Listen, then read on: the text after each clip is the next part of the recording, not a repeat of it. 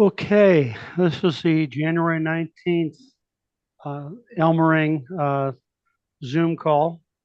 And tonight we are honored to have our own Jim Shepard, Whiskey 6 Uniform Sierra, is going to talk about contesting 101. So, Jim, as soon as you're ready, I've also allowed you to share a screen if you have any kind of slides or visuals you want to show. So, take it away, Jim. Okay, very good. Yeah, if everybody could uh, mute their audio, that'll help out so we don't have any interruptions. And that I have a couple of sessions of for questions programmed into the presentation, and kind of hold them till then, please.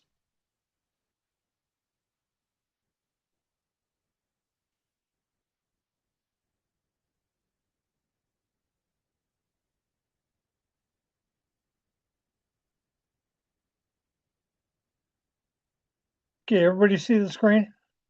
Raising your hand. Got it. Okay. Contesting 101, how to get your feet wet. And that. It's a lot of fun. A lot of us enjoy it. And a good time is had. So why do we contest? Well, it's a good chance, a good opportunity to work a lot of stations and get a lot of activity on the air. Quite often, the bands just are empty when nobody's out there talking. When there's a contest, all of a sudden we got lots of people on there. The propagation didn't change. It's just the amount of people that now are on the radio. It quite often be a good opportunity to work places that you haven't worked before. Uh, Maybe a rare DX station or a grid zone or uh, even someplace out of town. In Nevada, we're really lucky because there isn't that much activity, and you actually have a very, very solid chance to actually win an award in a contest. Um, this is kind of how I got started and hooked on it. And my first contest, I managed to win a top one in the state. So it's something it's a lot of fun. What it really does is enhance your skills. You learn to dig people out of the static. You learn how to copy and transcribe onto your computer, be able to, or paper. Uh, and you need to do everything correctly. And contest operators make good emergency operators because they're used to doing this. And it's fun. We had a blast this weekend on the VHF contest. Um, Bobby and Jacob were up on the side of Peabine Hill, and I ran around the country and made contacts from clear down into Douglas County, and we just had a lot of fun. There's all sorts of contests out there. Most people think of contests, they think of the DX contests. That's one type. DX contests are a great place to fill your log. There's North American only contests. The sweepstakes, for instance, is basically North American only. Field days, North American only primarily. You do get an occasional DX station, but mostly it's in around the U.S. Certain frequencies. We had the 10-meter contest back in December. Everybody who's got a license could have been on that one, and that's a lot of fun. This weekend we were on a VHF contest, which allowed everything over 50 kilohertz or 50 megahertz all the way up. We made contacts on 10 gigahertz. Some do by mode. There's CW only. There's RIDI only, voice only. So specific mode contests. And the work everybody everywhere type contests. These are great. The WPX type contests, You can work everybody everywhere because you're using um, different prefixes. For instance, KK7 is one, W6US another, K6 is another.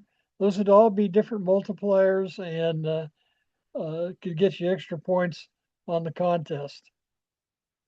The Big DX contest, the ARRL, has late winter.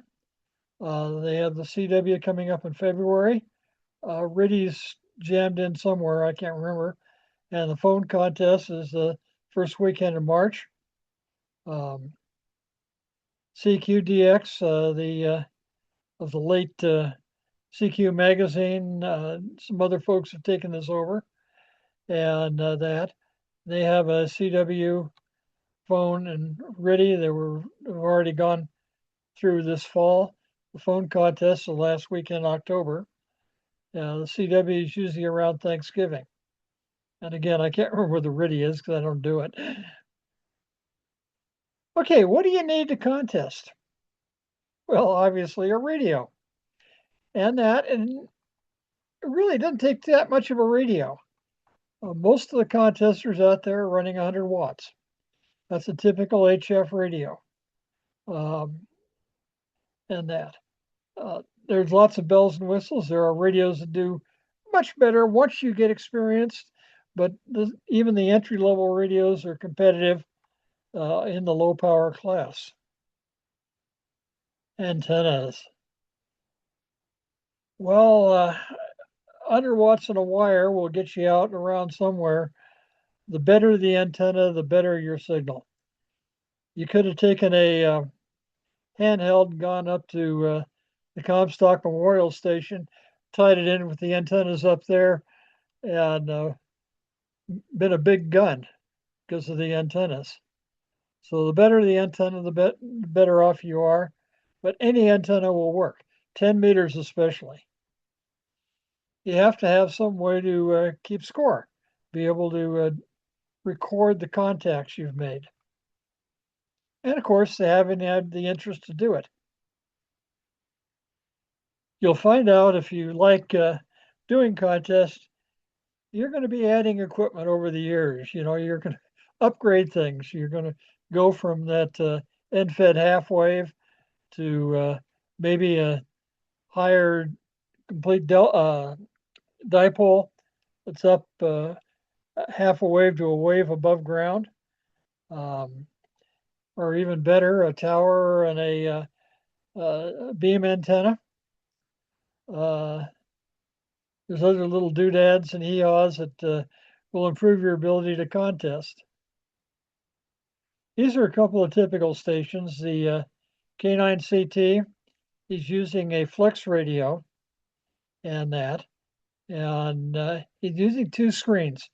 Two screens are kind of helpful because you can put a lot of information up here. You can put a band map showing your where contacts are or where you've made them. You can have your log, do some side notes coming in from folks, and information on your equipment.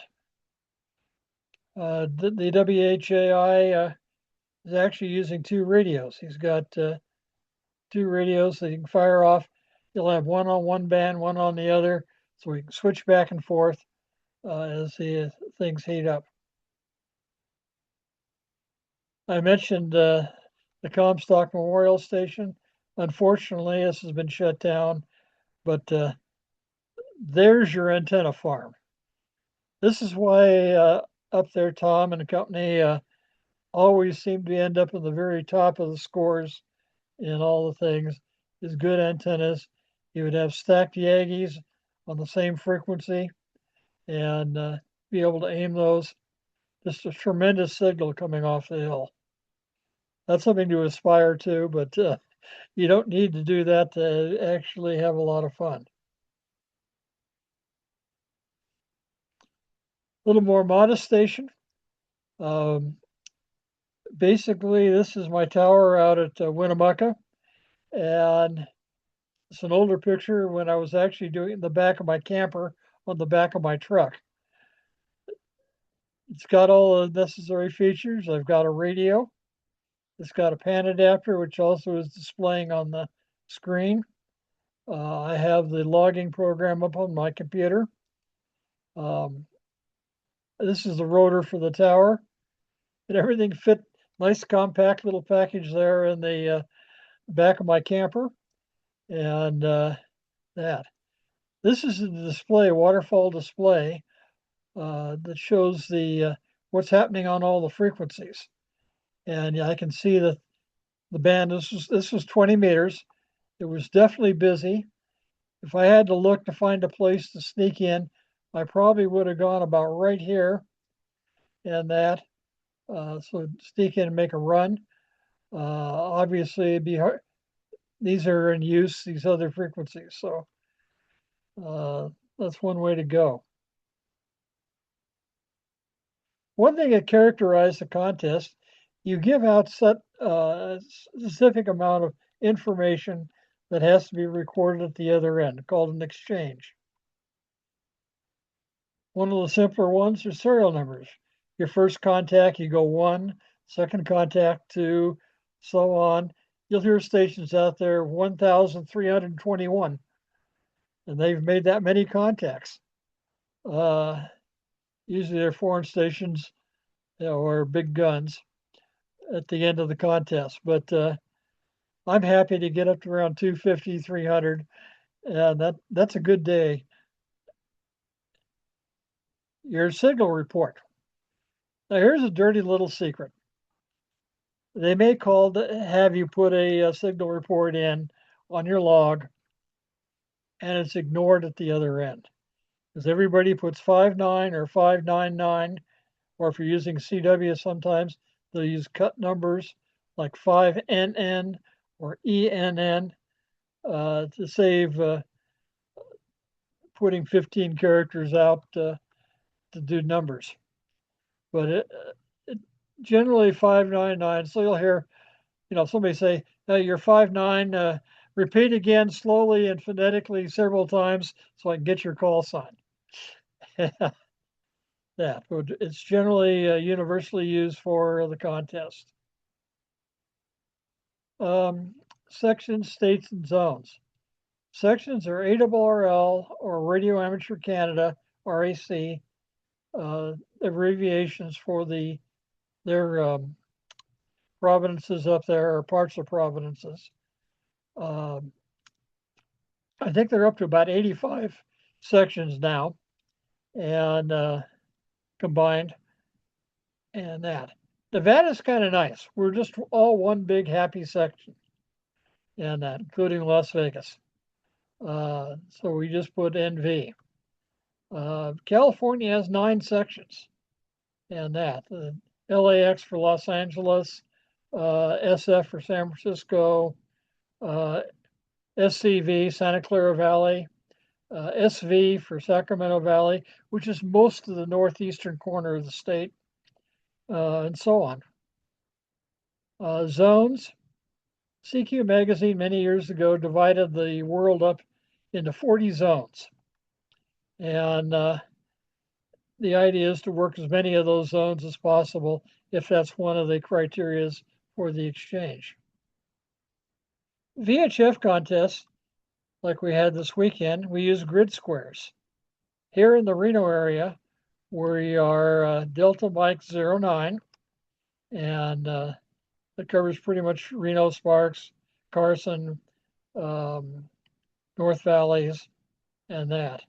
Go a little west over the county, state line, we will be in CM 99, Charlie Mike 99, and that would be Truckee and Lake Tahoe and that area. Some of the grid zones are very rare. Delta November, which is north of us, 00, is fairly rare. It starts about Doyle in California as far as latitude, cuts across Pyramid Lake, and goes east almost to the into Humboldt County. Some of these grid zones don't have much in terms of hams living in them, and you go out and activate one on a contest, you're going to be a hero. Other items are quite often used. Some of the state QSO parties, they want your first name. And that. Um, there's other things like precedents and uh, modes and things like that that are used in that. One of the more complex ones going is the sweepstakes. So we'll take a look at a sweepstakes exchange here. Basically, you want your call sign, you want the signal report. Or this one, no correction, doesn't want a signal report. You want your class, which is A. This one uses a serial number 123. You have to put your call sign in the exchange. This is the precedence, which is the year you were first licensed. In my case, it was 1992. And your location and that, your section, and of course, that's Nevada. So you'd go, Whiskey 1AW was the station that called me, and I'm giving him reports. I'd go, Whiskey 1, Alpha C, Whiskey, please copy 123, Alpha, W6US, 902, Nevada, November Victor. And I say November Victor because a lot of people will try to use the first two letters, and NE is Nebraska. So to keep things ready, we put out Nevada. I usually say November Victor to make sure they know the right state. Like any part of ham radio, we talk our own special language. Dupes, which is a duplicate contact. First of all, nowadays, none of the major contests will dock you points or anything for a duplicate contact. You're allowed to have them. Don't wipe them out of your log. If somebody says you're a dupe, ask them to please do it again because you're not in my log. And the person who is not in the log is actually the one that gets the penalty. So it's up, they should be happy to give you a new contact, and it'll all come out in the wash later on and when they score them. If I happen to have somebody call me and it shows up being a dupe, I don't say word one. I just merely make the contact and move on. That's a whole lot faster than trying to argue about when we had the contact before and whether we had it or not, or yeah. It goes on and on for those of you that had it. BIC, butt in chair. That's how you make contacts. You got to be on the rig making contacts in order to put a big score in. Search and pounce. This is a method of making contacts. You basically are tuning up and down the band, and you're jumping onto somebody calling CQ, and that. Running is the opposite. That's where you find a good frequency. You start calling CQ and look for people that are going to pounce on you. And this can be a lot of fun, especially in contests where Nevada is a multiplier, because they're going to want you. And suddenly you have 20 people calling you. It's something you've never had happen before, and you've got to dig out. We'll talk a little more about how to handle a pileup later. Split. We don't see that much in contests. It's more in the DX game. You'll hear a station go, listening up 5 or up 5. And what that means is you want you 5 kilohertz transmitting, not on his frequency, but 5 kilohertz above. You transmit there, he's listening there, and he'll answer you back on the original frequency. Now, a lot of people get confused about this. Well, I get shaky for doing split. If you talk on a repeater, you do split all the time. So don't worry about it. Just go ahead and do it. Learn how to put your radio in split mode to be able to do this. As I say, you don't see it too much in contests, but You see it on DX more, but it's a good technique to learn. Multipliers. It'd be a rather dull contest if we just counted the number of contacts.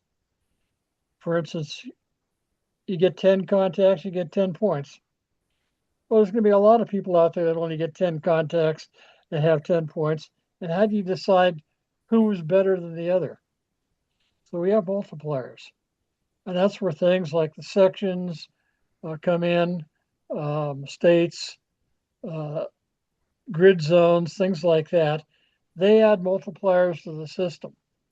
So if you had someone who had 10 contacts just in Nevada, he'd have a 10-point score. He had 10 contacts with 10 different states, he'd have a 100-point score because the multipliers and it'd be pretty easy to see the fellow with a 100-point score did better, even though he only had 10 contacts, than the fellow who just had one multiplier. The other thing you'll hear about is the gorilla log. And this is a log format. It's been around 25 years.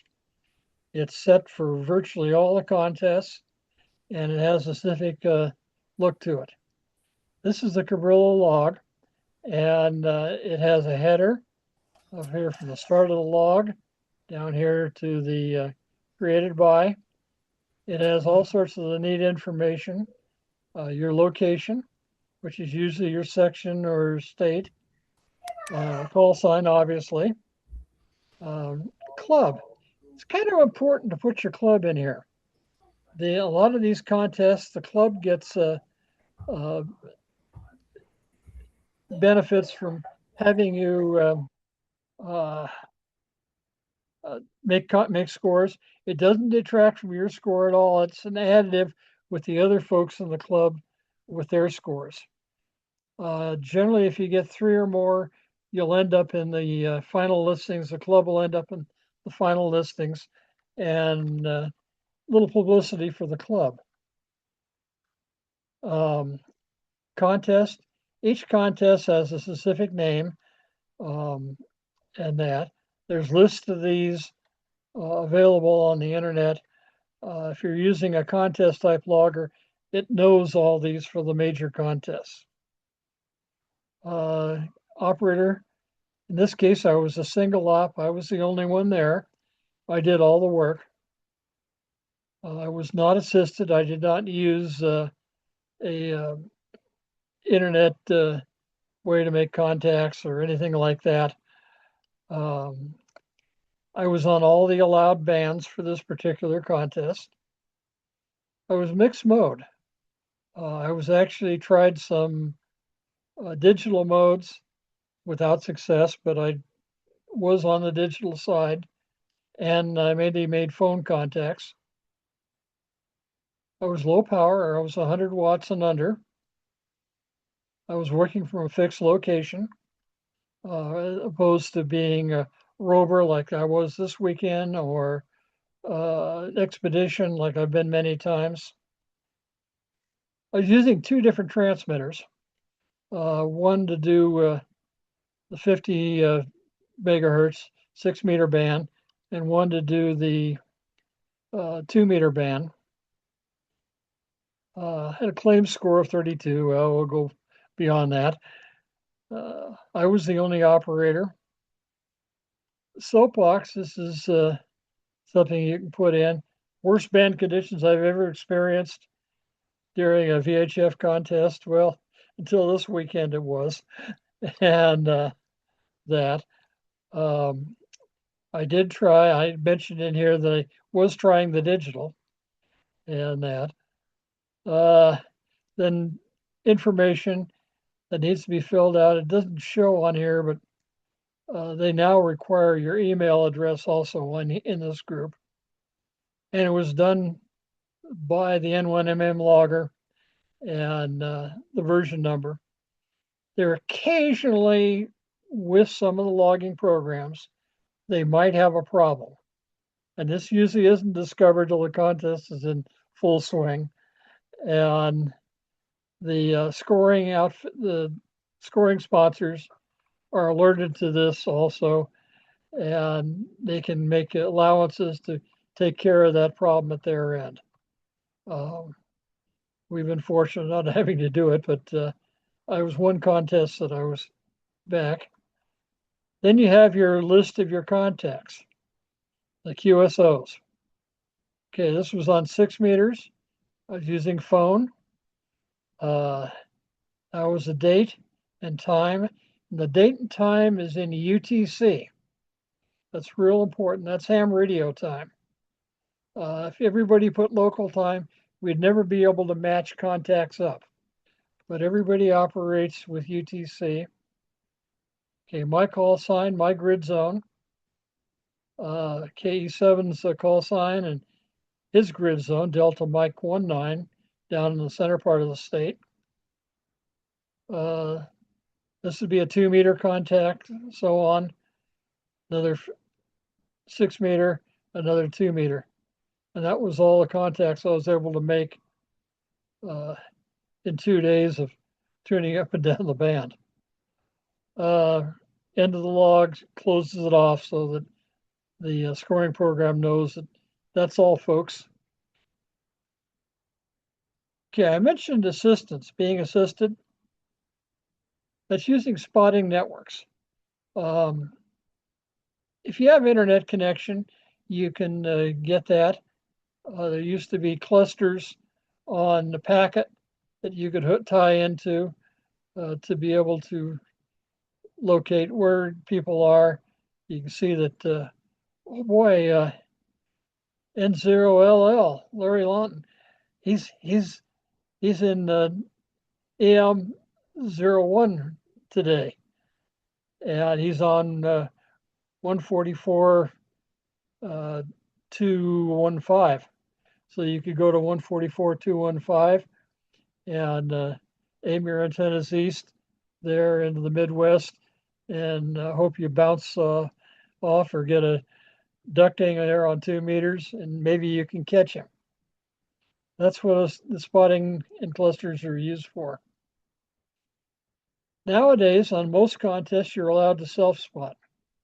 And this is, you could go up on these and put your information in, or use the local repeater, come up and say, hey, I'm looking for folks to get on 144, 146.52 and a simplex and give me a shot. Tried that this weekend, people just didn't get up there. Oh well. CW Skimmer is a program you can run if you're using CW, and it looks for a CQ call sign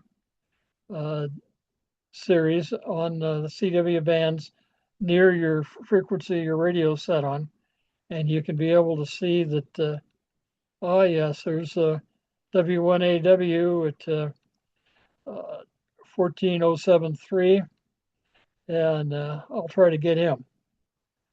And if you click on the spots, if you're tied to the radio, your radio's tied to your CW Skimmer computer, you just click on it, the W1AW, and it would automatically put that in your scoring sheet. We'll talk about scoring later on.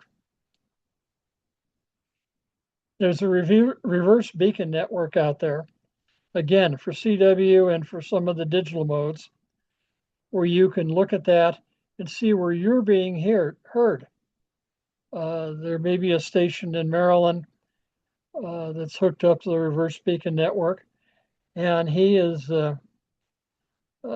receiving everything he hears off the frequency there, and he'll post up and say, I saw W6US, and he's on 14014.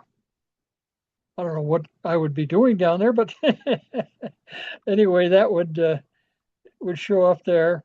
And if I look at the reverse beacon network, I can say, I'm making the East Coast. So maybe I ought to concentrate and turn the beam that direction now. So assistance is having somebody else actually helping you in the operation. If you had a second person just doing the logging while you're doing all the talking, that would be considered an assisted contact. A lot of times you're go by transmitter power in terms of what class you're going to be in. QRP is generally 5 watts or less. Some contests will go to 10 watts for voice contacts for QRP. Low power is generally from 5 watts to 100. It may go up a little higher on some contests, 150 to 200, but it's generally this low power range. High power is up to your maximum allowed power. Here in the US for generals and advanced extras, we can all run 1500 watts. Some are restricted by her license. On 10 meters, for instance, the technicians are only allowed 200 watts, which actually 200 watts is considered high power. So you'd be in the high power class if you were running 200 watts on 10 meters. And especially if you're running a novice overlay or something like that, you have a pretty good chance of taking a good sized ward down. You also want your transmitter power to be of quality. You don't want splatter or excessive bandwidth, spurs. You don't want harmonics up on the next band, etc. You want good quality signal putting out. The audio, if you're using voice, should be clean and crisp and good sounding so that everybody can understand what you're saying. And quite often you'll have a signal processor in order to be able to do this. It'll actually cut some of the highs off, some of the lows off, and hit the middle of the voice range, put all the power there rather than spending power out here where nobody hears it.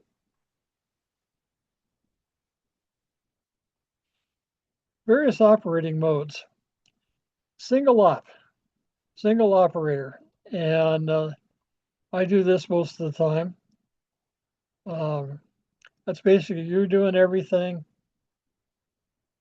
Multi-op single radio is a lot of fun. That's where you invite a couple other hams over and you take turns running the radio and single radio. And when they're not on the radio, they can be sitting there making funny faces at you or drinking beer or doing things like that and having a good old time, giving you a bad time. Multi. Field day is a classic example of the multi operation. You have multi-transmitters and multi-operators. We may have 40 people get on the radio during a field day. We may have 7 stations running, and that's a classic multi setup. And that's also a lot of fun. Mobile or rover, and that's where you're driving around. Generally, you don't make the contacts while you're actually driving the car. And that. In that case, you'd have a second person doing the driving, and you can sit there in the passenger seat and talk. Rover, you can actually stop and set up antennas. You have to carry the antennas with you, and that you can't pull into a fixed station and tie into the fixed station. But you can pack it. They can be, of course, on the vehicle too. You just sit there in the seat and talk on the radio, or say you can get out and put up an antenna and operate. Then you move on down the road into another area. Normally, it'd be a grid zone or a county or a state. Any one of those to be able to make contacts. For a lot of the contests, like the 7QP contest, for instance, now, people go out and do expeditions. They'll go out into Mineral County or Pershing County or White Pine County for the weekend, set up antennas, and sit back and make lots of contacts. And this has seen quite often the state QSO party types. We have the 7QP coming up first weekend in May, and that's a good time to get out into one of the rare counties and make some noise on the air. And then, of course, you can work from home. All the comforts of home. You got, little room down the hall if you need it. The refrigerator's stocked. You may have a significant other providing you with food and drink while you're operating. That is not considered assisted. And you got good temperature control and everything else. Okay, we talked a little bit about the necessary equipment. There's things that are useful. Headsets really can make a difference. They keep outside noise out. It allows you actually better hearing of things down in the noise and that. You want a pair that fits you comfortably, and you're going to be wearing them for several hours at a crack usually if you're going to do that much. A boom mic. A boom mic frees your hands. These are useful for working the keyboard and that. If you have one of them out trying to hold the mic, you're looking down, having to hunt and peck, and that just doesn't work quite as well. So a boom mic, that. Now it's best to have one coming off your headset because it's always in the right position when you turn your head and your voice doesn't change. You go to a breakfast meeting, you get to see all of us proceed to turn our heads away from the mic. And you notice how the audio drops. Well, same thing happens on the radio. So having it as part of your headset staying in front of you makes a big difference in how you can talk. I use a foot pedal to key. Again, it doesn't take a hand to push a button or push something on that or hit a key or do anything else to try to activate the transmit on the radio.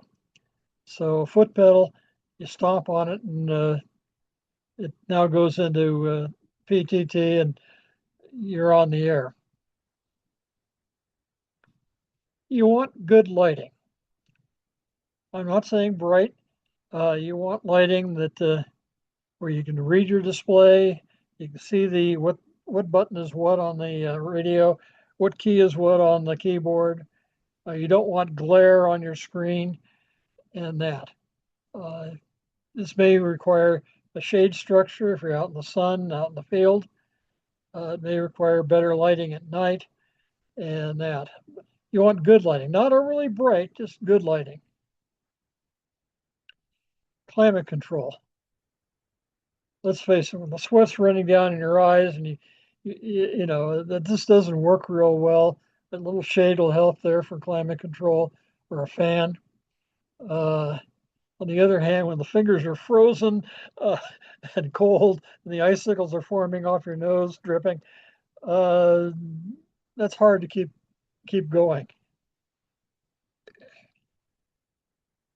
Operating aids.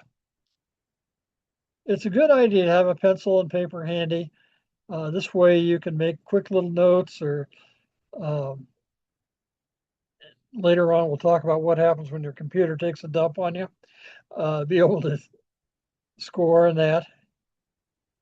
The computer can be used for more than just scoring. I use a lot of extra windows that I'll have all sorts of things in there, like frequency charts or state section provenance lists, so that I know what the proper abbreviations are. The frequency chart's very important. At 3 in the morning, when the caffeine's wearing off, and you've been chasing up the band, you really aren't looking much at the dial, and all of a sudden you discover that you're up at 14,364. You don't want to transmit there, and that. So and you can't really remember. Now let's see, what is the top end? Is it? Oh, it's 14,350, isn't it? Okay, having a frequency chart, especially on bands you don't use all the time, that can be a big help to know where to be. Especially going down in the band, you want to stay in the voice section and not go into the CW with voice. On the CW going other ways is not as much of a problem because you are allowed, but a frequency chart can be very handy. Pan adapter. I'll tell you what, I that's changed my entire contesting. Uh, I had to run it a couple of contests recently without the pan adapter was in for repairs. Felt like I was back in the dark ages. I look more at the screen with the waterfall. I can tune quicker onto another station, and that I can pick the strong ones out, work down the band on hunt and pounce, search and pounce, and that, and they're really nice. 24-hour clock set to UTC. Again, your ham radio time. We score everything, record everything in UTC. If you have a Windows computer, down the lower right-hand corner, it usually shows the time. You double click on that, it'll let you set up so you also can get UTC there. And that you can either have it full time showing UTC, or you can put it so if you mouse over it, move your cursor with your mouse over it, you will see the UTC time. This can be helpful. Also remember, right this time of year at 4:30 in the afternoon local time, that's tomorrow on UTC. That's 12:30 in the morning at in London, England, of tomorrow to be Tuesday. It's Tuesday night already, or Tuesday morning for them back on the other side of the 100 hours UTC. Cough drops and caffeine. Cough drops are really useful after you've talked and that. About the 1,000th time you say, CQ contest, Whiskey 6 Uniform Sierra, calling CQ contest, over.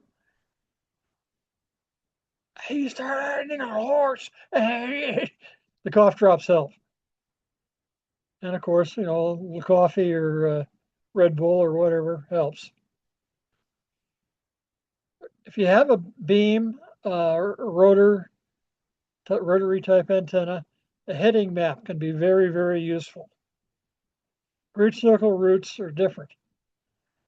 This one is centered on Winnemucca, Nevada. It's pretty much the same right here in Reno.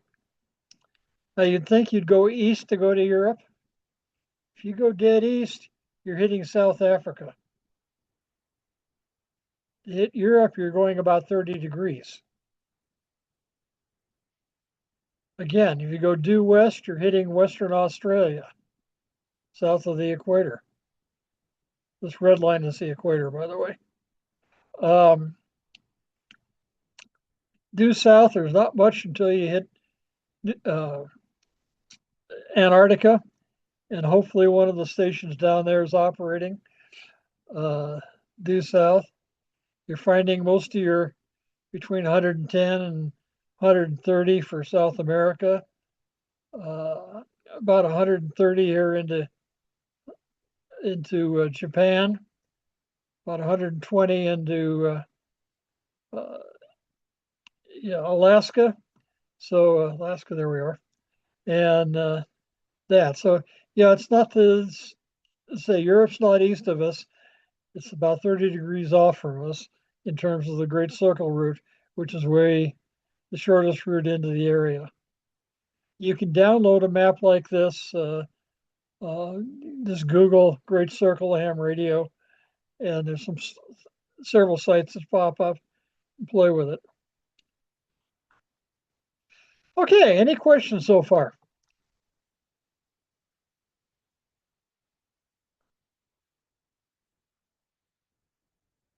Come on, somebody has some questions. Unmute yourself. Well, I got to say something here. I've been trying to get on with the HF and that. I made a few contacts, but uh, I'm reluctant to really get on and try because I just have the doggonedest time listening and trying to hear what they're saying, and I'm too embarrassed to to keep going. I guess that's my problem. And I have wore headphones, but I just for some reason I have a very difficult. I just have to go KJ7ISO and I forget. I try to write it down. So I'm just being honest with you. I'm having a real difficult time. I've thought about selling the whole thing, getting my money back, but I do kind of enjoy it at times. So I just wanted to say that this has been pretty enlightening, especially with the foot switch. I've never heard of that before, and for the talk microphone. But so I'll just leave it there. Okay, Doug, thank you very much. A couple of things. On some of the better radios, you can actually adjust the tones. It has digital signal processing. I have a little hearing problem too, and I have it set up so it doesn't it cuts all the real high frequency stuff, but goes high enough so I'm getting in the 2500 hertz range to be able to hear a lot of voices, make a lot more sense. It cuts some of the low bassy stuff, so I'm not hearing that, uh, and it clarifies the sound pretty much, and that can be a big help. I understand. The other thing is just getting used to it and practicing, and that. Um, but I'm glad you're trying, and good luck. Any other questions? Okay, we'll move on here. Computer logging. There's all sorts of programs available out there. Uh, some of them are what we call general purpose loggers. Uh, Ham Radio Deluxe is an example of that. The N3 FJP programs have some and that. But most of them aren't suitable for actual contest use. And some of them won't even turn out a guerrilla log. So it's best to use a log designed for contests. I keep pushing N1MM because several factors. One, between 75 and 80% of contesters use N1MM. Secondly, it's absolutely free. No cost, no upgrades that you have to pay for. It's a totally free program. And that's a big thing. It's designed for contests. It doesn't come up with a screen saying what's the other end's the DX station's wife's name and what does he call his puppy, et cetera, et cetera, et cetera, and some of these other things. It just wants the exchange and get you on to the next one correctly. The call sign, of course. Also, N1MM has got excellent maintenance. Every Tuesday, there's an upgrade. It takes all of 30 seconds to upgrade, and it catches bugs that may have developed. It may, a lot of the contests will make little rule changes, and it catches those and puts that into the scoring properly. And it's really a tremendous program. They say 75 to 80% of the hams, the big guns, and everybody is using this program. You can make it as simple or as complex as you want. And that's the nice thing about it. this is what the basic screen looks like. You have your entry box up here. This is where you type in the call sign. It has the sent number, received number. This particular contest I added up for used serial numbers, and it has a spot for the exchange. By clicking on these, you can change bands if it's hooked to your radio, and that's a really nice feature. And or if you change on your radio, it'll automatically change it up here, so you always have these contact logged on the right frequency, which is very important. It gives you a beam heading where the station is. Up close, it's a little problematic as it takes the center of the grid zone and uses that as the spot it tries to make the beam heading from. So Western United States, you're generally not looking real good in terms of beam heading. You kind of need to know that. By the time you get to the East Coast, it's really pretty good on beam headings. And by the time you get into DX, it's excellent on the beam headings to be able to set a beam if you have a rotatable antenna. It shows how many contacts you have. This shows 14. And how many multipliers you have, which is 9. And your total score to date, and it keeps up with it. I have some other windows open at the same time. I have the log, and it shows all the contacts I've been making, or 10 of them, or 8 or 10 of them. And it gives the information what frequency I was on. I was running mostly, and I get with their exchange, and whether or not they were multiplier, the number of points I'm making on them, and that it may show some other things, like it didn't like me putting Arizona with its county on there, gave me an error. I need to go back and change that, but I don't worry about that in the middle of the contest. For some reason, it was marking DX as an error, and I had to go back and find out the problem there and fix that on this particular contest. But I did that after the contest, and that's allowed after the contest to do that. This is a dupe shade off to the side. This basically, in the old days, you had to do a dupe sheet for each band, and you're doing a lot of writing because you didn't do it on a computer back in the old days, and you'd make a contact, and about 2 minutes later, you were ready to make another contact. It's because you were doing paperwork. I use it right now. Sometimes it's faster to look at that than type the call sign in, and it'll show a dupe. We'll do that here in a minute. You can have a multiplier.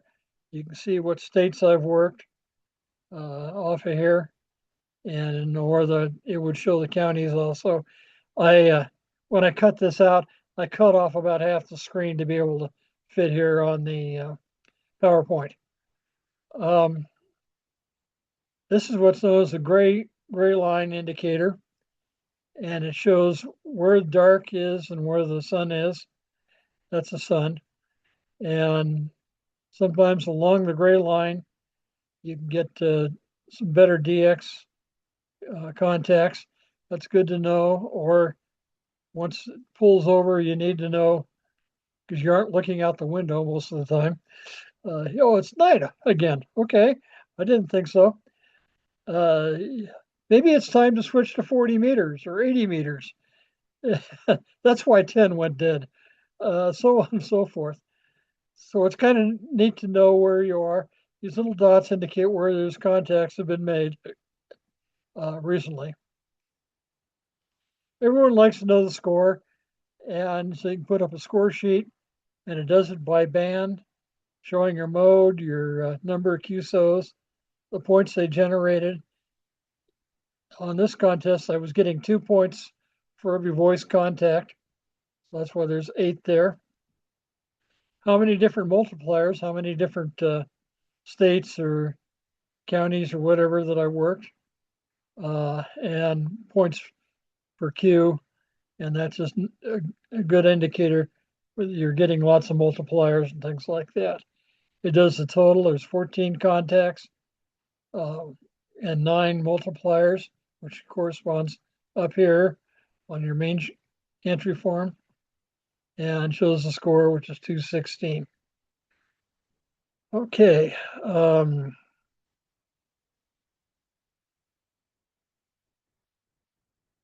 Okay, there we're logging your contact.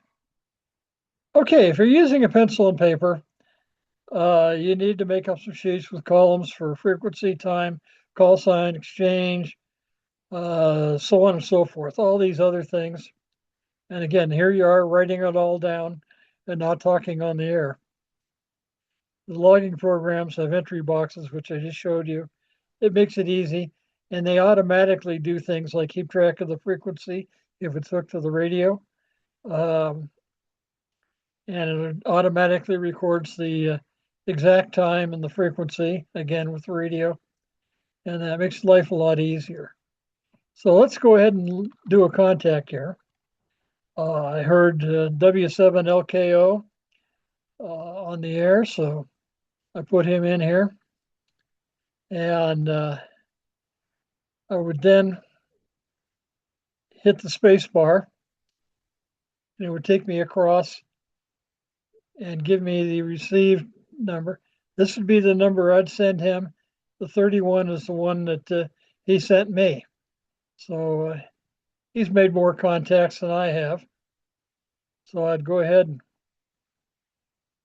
click it again, and he comes back with his exchange. Now he's sitting on a county line.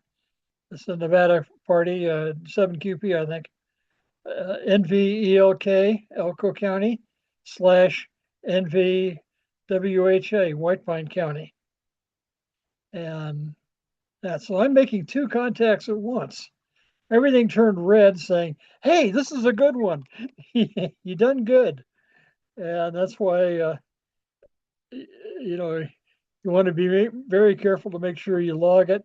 You hit enter, and it puts it down here in the log. You can see them entered now.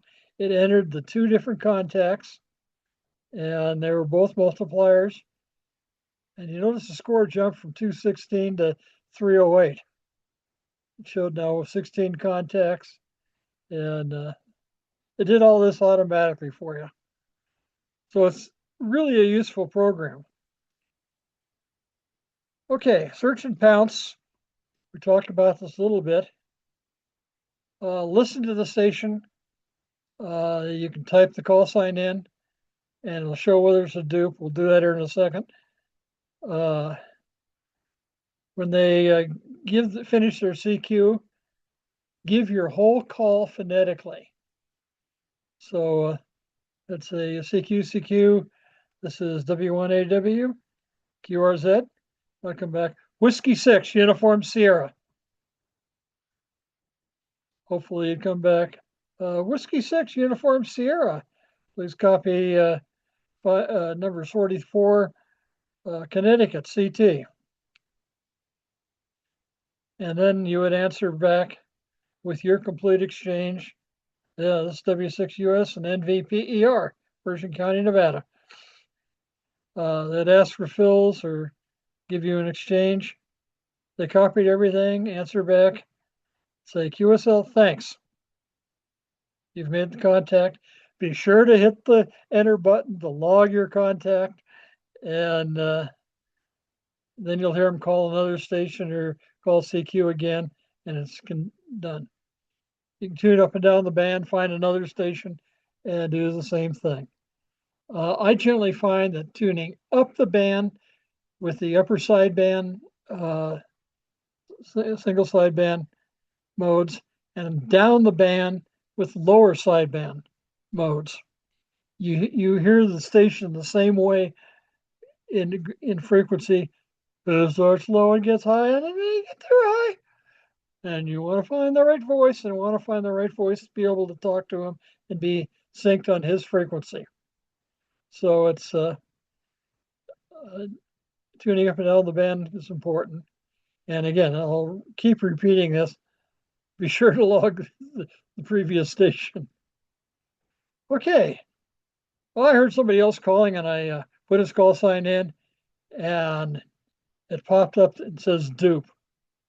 I've already talked to him. And I looked back at my log, and sure enough, I talked to him back 30 minutes ago, and that. So I can just continue up the band.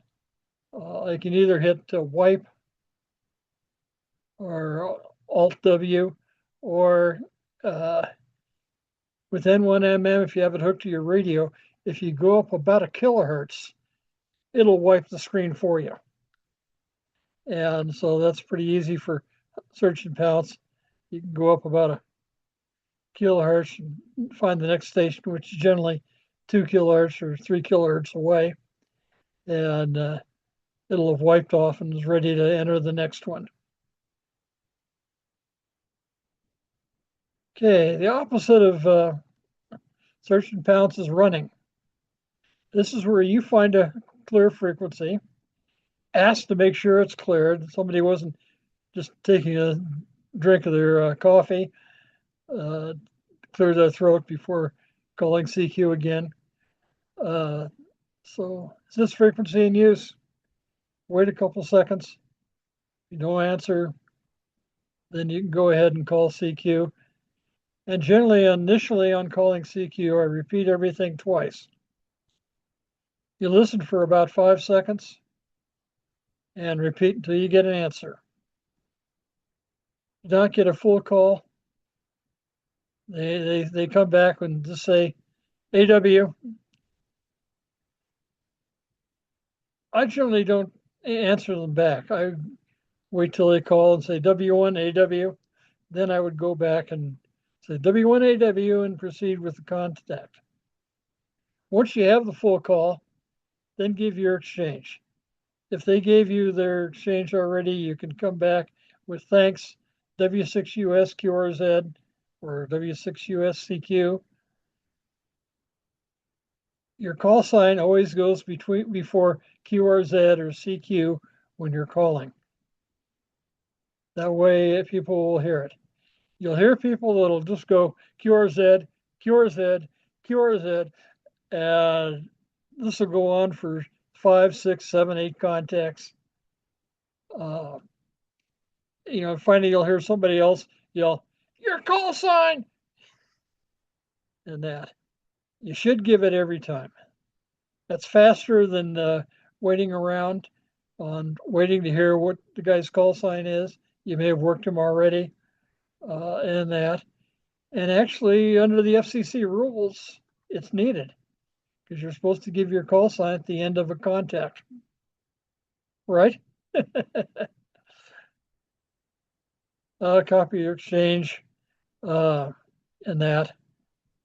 So anyway, once you're done, then you continue on. Then you resume calling and that. Calling CQ twice like this. CQ contest, CQ contest. This is Whiskey 6 Uniform Sierra. Whiskey 6 Uniform Sierra, QRZ. That's my standard go. I may change it up. Anybody anywhere for Whiskey 6 Uniform Sierra in Nevada, QRZ. I do it to keep from getting bored. Your radio or software, the N1MM software can do it also, can record this string and it'll save your voice. So at the end of the contest, you're not going, Whiskey 6, Whiskey 6 Uniform Sierra QRZ. So it can help. Of course, if you had the cough drops, then you don't have the problem. And that. Pileups. If you try to, especially early in the contest, a lot of the big guns, you'll hear lots of people calling them and that. Listen.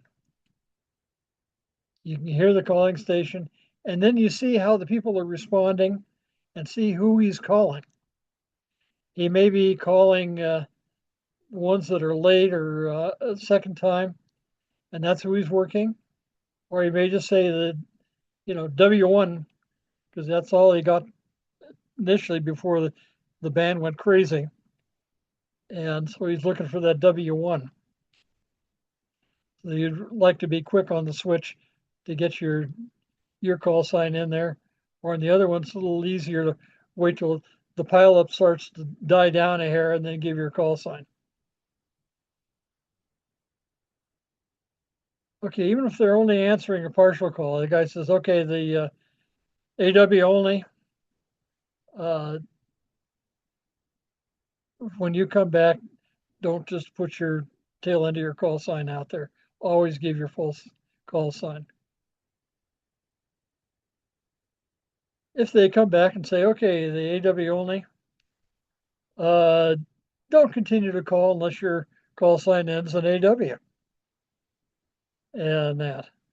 The idea is to clear it out so it's only one person calling and he can make the contact easier. They also may call for geographic areas. Asia only. You'll hear them call sometimes. Unless you're on a vacation in Japan, don't come back from Nevada. It's amazing how many people will do things like that. Now, the opposite is running the pileup. This is when they found out that you're from Nevada and they need Nevada as a multiplier. I generally respond to full call signs only when I can copy full call signs. After a couple of full call signs, I may hear somebody down in the mud, a real weak signal. I will, if I can get a partial on him, I will call back with the partial, trying to get him to give them a chance. Remember, if you're running just 100 watts and a wire, you may not be the strongest thing on the band, and it's kind of nice to have somebody come back to you. Well, I've been there enough that I try to give the weaker signals a little chance now and then. You get a pileup, work the numbers. Okay, sixes only, calling sixes only, and work 2, 3, 4, and then go, okay, sevens only, call sign sevens only, then work the sevens, and so on through the number series, and that, and only work the correct numbered station. So if I'm calling for sevens only, and somebody comes in from 3 land, I ignore him. And especially if he starts doing it when I call for 8s and he continues to do the 3, I may come back, especially if he's obnoxious and powerful. I will come back. 3 station, please stand by. We're calling sevens only. You got to play policeman a little bit now and then, but that. Remember, when you're running a pileup, you're the one in charge. And it's a lot of fun. Again, with geographic areas, if you're calling for Asia only and they're coming in from South America, just politely tell them to hold off or you're working Asia only. There's some special situations you're going to run into. Okay. Especially in a DX contest, a lot of the stations, English is not their first language. That's your second or maybe even third language, and that.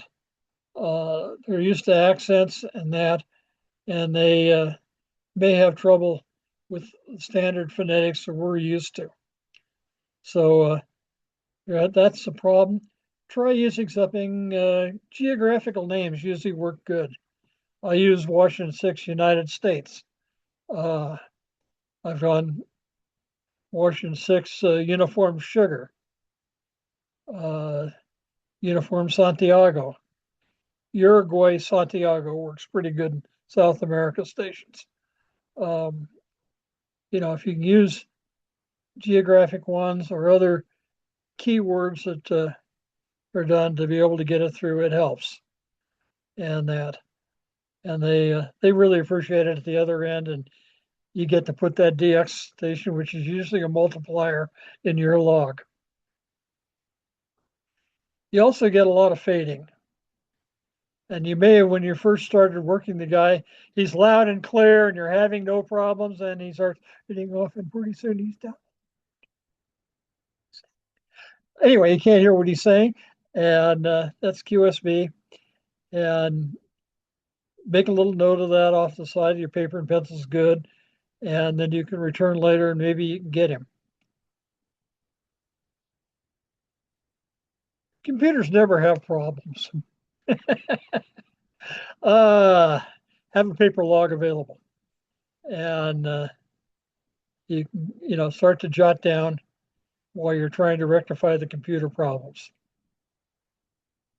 If the program supports a manual mode, if it's not reading your radio properly and putting the frequencies and stuff across, you can go into manual mode on the N1MM program, and that. Be sure to remember to change the logging frequency. You can just put the frequency in kilohertz in the bottom of the band.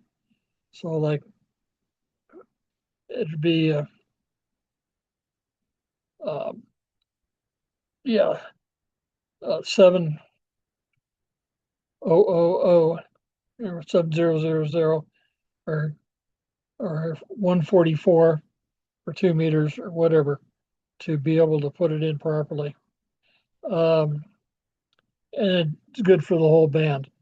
If your rig is not hooked to the radio, you can still click on those buttons that I showed earlier, and it'll automatically put it in that kilohertz type mode at the bottom end of the band. And again, remember to change it when you change frequencies. If you have to reboot, you can continue logging on paper for the 4 or 5 minutes it takes for the computer to reboot. Okay. The post-contest is important. The contest logging programs will make a Gorilla log ready to be sent to the contest sponsors. This is important. Set it in properly. It used to have about 30 days to send logs in when you're dealing with the mail and all that. Nowadays, because it's all electronic, you're ready to go. I usually send my log in within 5 minutes for the close of the contest. And this way, there's no question that I'm doing things. I'm not log washing. Make sure you put your club entry on the entry, the club on there. Sierra Nevada ARS for SNARS. They don't know what SNARS is, so you have to actually put the Sierra Nevada ARS. And no log washing. Log washing is, okay, I didn't get the grid zones on 3 contacts here. So I look them up on QRZ and go to the second page on QRZ. There's this grid zone. So I put it in. That's log washing. Say I was running a tape recorder the whole time. I go back in the tape and say, okay, let me listen to it about 4 or 5 times. Okay. Yes, that was the grid zone. Put that in. That's log washing. Where you've put something and you've actually made a mistake and you know it's a mistake, like you put CW down for the mode and you were actually on voice and you know it for that contact, you can change that. But as far as going outside of ham radio to go get the information to finish filling it out, no, you don't do that. And of course, rule number 1 is always send in a log. Even if you only have a couple of contacts. And it really helps at the other end on big contests and that, they have enough logs come in that they can cross-check logs real easily. The computer does it. It may take a couple hours of a high-powered machine to do it, but it compares the contacts in the DX logs and your log and make sure that, yes, it is indeed seen. It also comes up with the dreaded not in log. I may show a station that I copied, but I'm not in his log. I get dinked for that, and vice versa. Again, that was with the dupes. Why you always ask to have, when they come back and say you're a dupe, I say, give me a new report. Let's do it again. And that way they're in both logs. That's a lot faster than arguing about, well, I was at 2307 on 70 meters, and all that. Who knows? But to always send in a log, and it helps everybody. Paper logs, the few contests that are left taking paper logs, they have a limit on the size. Maybe 10 contacts, maybe 20 contacts. Most of us have trouble reading our own handwriting during a contest when we're doing it fast. Imagine the poor guy at the other end trying to decipher your scrawl. So that's part of the reason why the handwritten logs have gone. Now, if you use a computer afterwards to print out your log, you need to go and use Cabrillo format. And there is a website that you can go to. I have this available on our website, SNAR's website, to be able to get that particular website. And it'll let you make a Cabrillo log that if you have paper or you've done it in Excel or something oddball like that, it'll let you make a proper Cabrillo log out of it to send in. They have a deadline again. It's ranges from 5 days to a week most of the time now. They may have an email or a website. Email, you'd send it as an attachment, and you'd name it with your call sign dot log. So in my case, it would be w6us.log for the name of the attached log. Don't put Nevada QSO party.log because 20 other people are going to do it, and there's no way to tell whose log is whose. So just your call sign.log if you're sending an email attachment. If it has a web entry site, it's even easier. You can have it named My Beautiful Log for the Nevada QSO party. And that. And if you browse properly on the website entry and find that and click on it, it'll take it in, and the robot that's taking it in changes it back to your call sign.log, saves it for the scoring program, and usually immediately puts it up on the logs received page. If you mail an entry, it has to be postmarked by the due time, and they're pretty strict on that. We all prefer electronic entry. It just makes life so much easier. We used to allow, when I first started scoring contests, we used to allow written logs, and they generally took 4 to 5 times as long to get them ready to be able to score than even the emailed ones with a bad name on them. But the electronic entry is definitely preferred because that can go right smack into the scoring program at the sponsor's location. Now, you can also make an ADIF file. And This is the one that's used primarily to go to another logging program or go to Logbook of the World. Uh, Again, it's easy, a few keystrokes, and you've put it permanently on Logbook of the World, and it shows up almost instantaneously. If the other end uses it, most contesters use Logbook of the World, so you'll suddenly get credit for it and credit toward DXCC or other awards. And the other station may really need Nevada. You know, you're almost as rare as Beauvais Island or some of the South Pacific rocks, Market Reef, some of those. Nevada is almost in that same class, so people are happy to get you for awards. The other thing is to post up a summary on 3830 scores, and so it can be seen for comparison. This is the look at 3830 scores.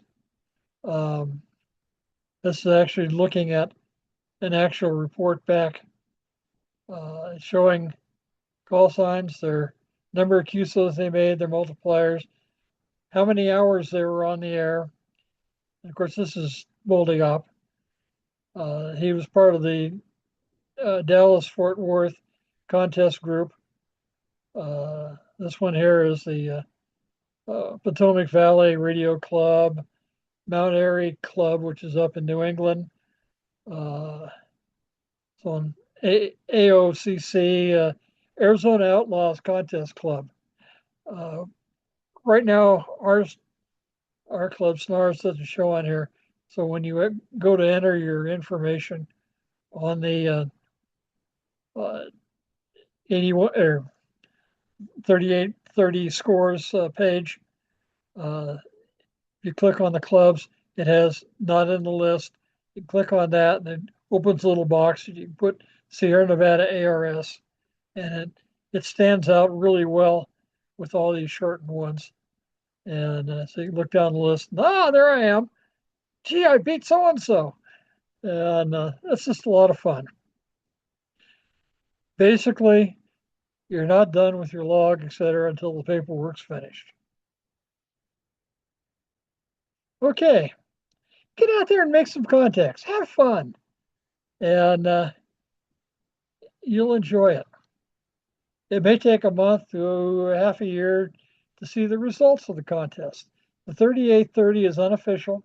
It uses your calculated score from your logging program. It's a good idea to see what's happening out there from other folks, but the official results generally won't be out for a month to half a year. It used to be longer. You only make a few contacts, send in that log. I got a really nice certificate a few years back from a log that only had 5 contacts. It was the first place in Nevada, and there it is. It shows, W6US. I took first place, single operator, all band Nevada. Total score of 32 points. So it's possible. Send in a log. And that was the log I showed you earlier with the 5 contacts. Okay, any questions? Anybody still awake? Oh. Go ahead, Doug. I don't have a question, but I just wanted to thank you. Listening to this sharing here tonight has given me a little more confidence to get on the air. Just in some of the protocols and procedures and things like that for making contacts and stuff. So I just want to thank you, Jim, for having this. I'm glad I came. It was challenging to get here. For some reason, I couldn't get the link to the meeting, and Barry and the other gentleman helped me. But thank you so much. Well, thank you for coming. and that. This weekend we had the VHF contest, and we're kind of limited down here in the valley. VHF on up is pretty much a line of sight type operation. And I kept hollering and hollering and hollering on the repeaters even to try to get people to get on the air and get on one of the simplex frequencies. I got one person did it. I was running a rover. I hit 4 grid zones, and there's 3 grid zones. And one of the grid zones, I never got a response from anybody. And the other 2, I worked the another expedition, VHF expedition contest station, and that. But yeah, so just even getting on and making a couple of contacts can make people's day. And that. Let's see here. I had fun And your with shirt, Bobby Jim. Saturday. and hang on. Okay. Jim, go to your Zoom menu and end sharing. Okay. For instance, here is the, can you see the 3830 scores page? Are you seeing that? Yep. Yes. Okay. I'll screw down all the way here. I saw yours earlier at the bottom. Cool. Yeah, I'm right at the bottom. And what was interesting was I had more Qs and more mults than you did, but you Yep. had a higher score because you got higher points at the higher frequencies. Right. What I I'm gonna click figured. on this and show you what I had. I had 1 contact on 10 gigahertz. I had 2 contacts on 1.2. One of those was 78 kilometers. Wow. How far is that in miles roughly? 48, 49. Oh, that's pretty good. Almost 50. Yep. And I was down east of Gardnerville, and they were on right by the end on Peavine and that. And then I had a couple of FM shots on 2 and 432 with them, and KK7SL came up. I was real happy to hear him. And You that. scroll up a little, you'll see mine. Yeah, I'm going to scroll up and find you. Yeah, I think You see, there. It was real easy to find because Sierra Nevada ARS stands out like a sore thumb. Mm. when I first And looked at that, I couldn't figure out why you had a higher score. And I did all mine in FT8 on 6 meters. And 6 meters, which is only 1 point. Yeah, it's only 1 Contact. point. I just decided I was going to take it easy. I could only do it Sunday for a short amount of Yeah. time. I hit a good opening for about an hour or 45 minutes and then just went and was gone. Yeah. And that I didn't have 6 meters with me on the roving. And that.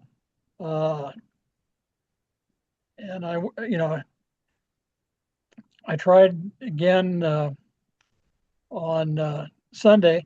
I went up the parking lot there by the Nevada Medical Center, and I tried to do a knife edge over the Sierra, see if I could pick up somebody on the other side on the 1.2 gigahertz band, but no joy. But yeah, that makes a difference. You see, I had the I did 14 by 7 and you did like 9 by 4 or something. yeah, But you get more points. As I recall, you get a certain number of points for yes. 2 and 6, and then as you start going up, you get more and more points. I got 8 points for that 10 gig contact, and that, and I got it was 4 points each for the 1.2 gigahertz. So that's I So think that you was get 8 points 3 there. points. I think you have 3 points in 432, and I think you get 1 Yeah, and 2 meters. Yeah. yeah, that was 1 point for the 2 meter, but So that's how I ended up with a higher score. Again, that's why multipliers and, we got more points for band make a big difference. The fellow Uh, with the We have unlimited to, rover high power, let me show you this one. This guy was up in New England. He made 10 contacts on 10 gigs. wow. Maybe it was in in an urban 4 different area. grid zones. And that, that just blew his score out of the water. And he ended up with, you can see 139 or 39,000 some odd points. And he had all the bands on a rover. Can you bring up the one from W6IWN? It's some sort of multi high power, I think. He's not on here yet. Oh, I thought he was. I thought I saw it. I think he's under high let's- power. Well, if I didn't, It'll be in the multi-ops, which are up in the yeah, front. multi-op high power, I think. He's low power. Would have been low power. Well, that's Limited what I multi-op. thought. Yeah. He hadn't put it together as of about Something 5 on o'clock. on Telegram. Yeah, because I did see, Jacob put something on Telegram. That's why I thought it was under high power. Yeah, they were doing it, getting set up to send it in Oh, on maybe that Telegram. was, yeah. So it hadn't gone in yet. Yeah, Oh, they'll have a pretty good score. yeah. And the weather But, around here, if you went out during the day, it was relatively decent. It wasn't cold, snowy, and under 30 degrees. that was nice. Pretty nice. Sunday afternoon when I was trying to do the 1.2 gig over the Sierras, trying to Yeah. find a station. I actually had the sun umbrella up to wedged in behind me on the car so I could be in the shade and be able to see my screen on the computer. But it was also where the sun was hitting me, it was hot.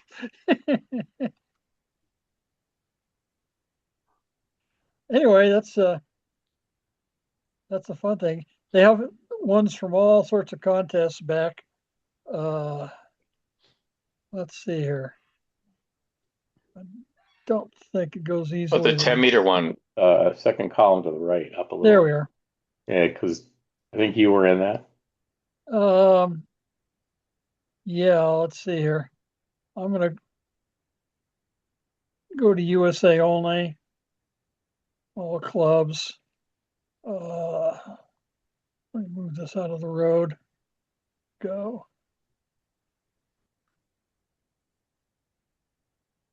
Let's see. I gotta bail, guys. I'm gonna say good night to you all. Thanks for Good the night. presentation. That was excellent.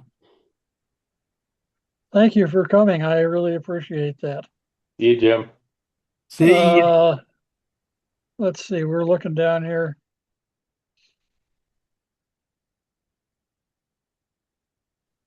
We're starting to get into the area where I may show up. We're still doing CW.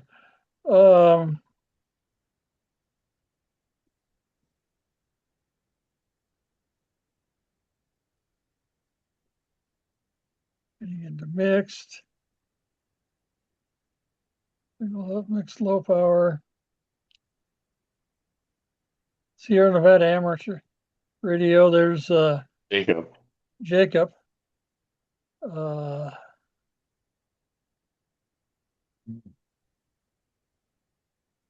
Yeah, he put it in both. Single op. Mixed unlimited high power. I think I was. Now I can't remember whether I got this was in this contest or not. That's the nice thing about the Sierra Nevada being longer is it shows up real easy. You can hit Control F and the Sierra, and it should. There I am. Ah, And there. Let's see what I did. Yeah, I had 26 single sideband contacts. And yeah, I just didn't get on the air that weekend.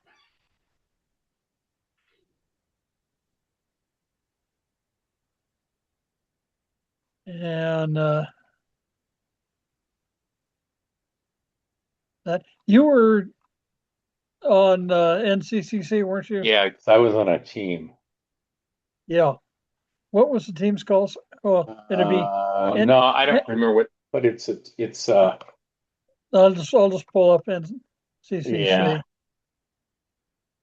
I've got a Uh, bounce too. Thank you very much, Jim, for the presentation and answered a few questions that I had before, but I didn't have any left. But thanks again for showing all this and sharing your expertise. I appreciate it. Okay, well, anytime. And you guys have any questions, feel free to get hold of me. And, I don't bite. All right, cool. Thanks, everybody. Have a good evening. You Thank get you, hurt. Gerhard. Right. Do you recognizing call signs? Yeah.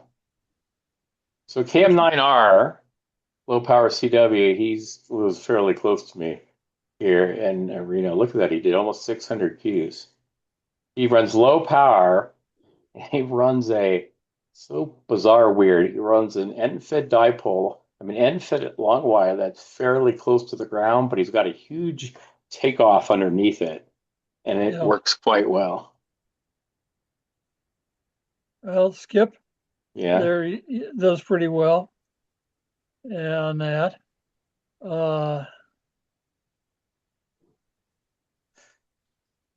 I might have been intermixed. I don't know where I am, a little farther somewhere. I saw myself. Mixed low power. No, it was not high power for sure, unless I put it in wrong. But no, I think I fixed it. Limited antennas right there. Okay. Go up. What- No, almost at the Oh. top. Oh, I just stay where. there you are. Okay, there. I did a combination of CW and some foam. Uh-huh. You have another entry above that one.